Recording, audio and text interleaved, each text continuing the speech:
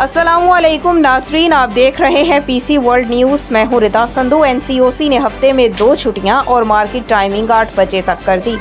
अमल दरामद कल से शुरू होगा। हमारे नुमाइंदे खुसूसी पाकिस्तान गुलाम दस्तगीर की तफसीलात के मुताबिक हफ्ते में 2 छुट्टियाँ, पब्लिक ट्रांसपोर्ट, मार्केटों पर नई पाबंदियों का ऐलान, रेस्टोरेंट्स में इंडोर डाइनिंग बंद। नई पाबंदियों का इतलाक 3 अगस्त से 31 अगस्त तक होगा।